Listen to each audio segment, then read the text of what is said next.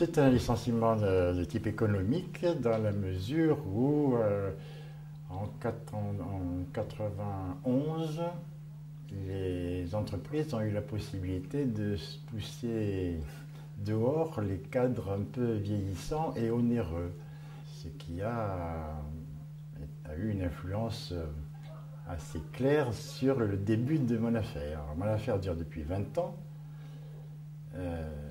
mais l'origine c'est bien ça, dans la mesure où, comme tous les cadres de 50 ans, j'avais signé des crédits immobiliers avec augmenté des contrats d'assurance perte d'emploi. Je me suis retourné vers mon assureur qui a freiné des cas de fer, c'est peu dire. Il a employé tous les moyens pour ne pas me payer, ce qui veut dire qu'à un moment donné, étant au chômage à la NPE, à l'époque, je n'ai plus pu payer mon banquier, les mensualités de crédit, et mon banquier s'est retourné vers moi, alors qu'il aurait dû me prêter assistance et conseil, dans la mesure où sur le même document, il y avait le cachet et de la banque et de l'assureur. Donc, une banque m'a assigné en paiement, je n'ai pas pu payer, donc ça s'est terminé après une procédure d'1 an et demi ou 2 ans, par des ventes aux enchères publiques d'une partie, enfin des biens qui étaient sous crédit de cette banque. Ça a été connu à Montpellier, parce que moi je suis montpelliérain, puis je travaille à Paris, et puis je suis revenu à Montpellier ensuite. Ça a été le début de la curée des autres banques. Bien sûr, tout se sait quand il y a quelqu'un qui est obligé de vendre ses biens immobiliers à cause d'une banque. Bon, les autres banques sont au courant. Et les autres banquiers n'ont pas tardé à faire la même, à essayer, à espérer le même sort sur mes biens immobiliers.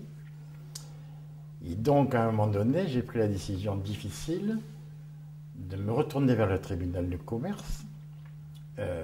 Sur le moment, ça a très bien marché, bien évidemment, redressement judiciaire.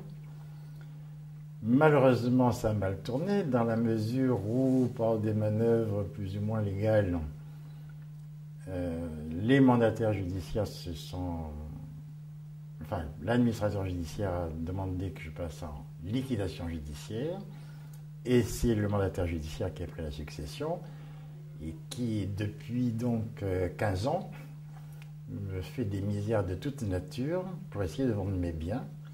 Les biens ont été vendus soit le quart, soit le sixième du prix, avec l'anecdote suivante, c'est que pour mon bien principal qui était une maison de famille, les avocats, la société qui a été montée par 2 avocats cachés sous le nom de concubine ou mère, sous le nom de jeune fille à une fausse adresse, peu importe, ont acheté cette maison pour un prix ridicule, 6 fois moins cher que sa valeur vénale, et l'ont revendue 6 fois plus cher.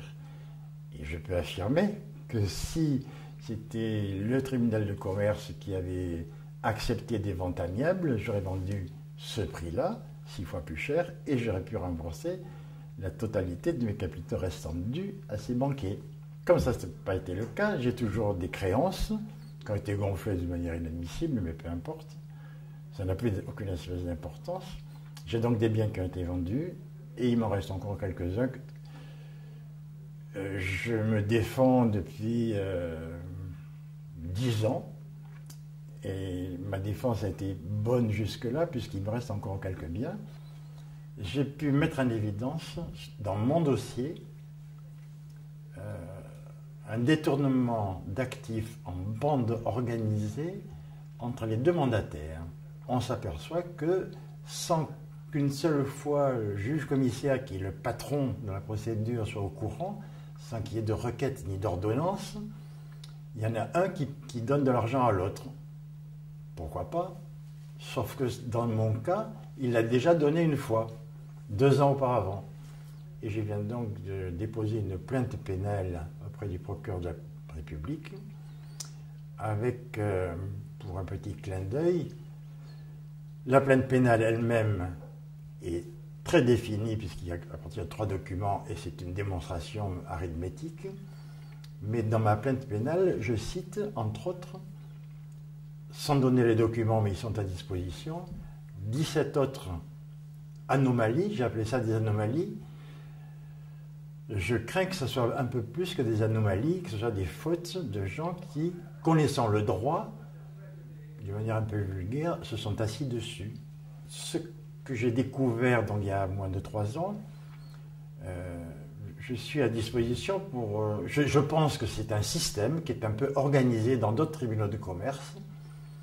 Et donc je me suis à disposition pour renseigner les gens d'une manière très précise sur ce détournement d'actifs. En bande organisée, pour des gens qui ont un pouvoir, ça coûte cher au niveau financier et au niveau physique aussi, parce que c'est la prison qui les attend.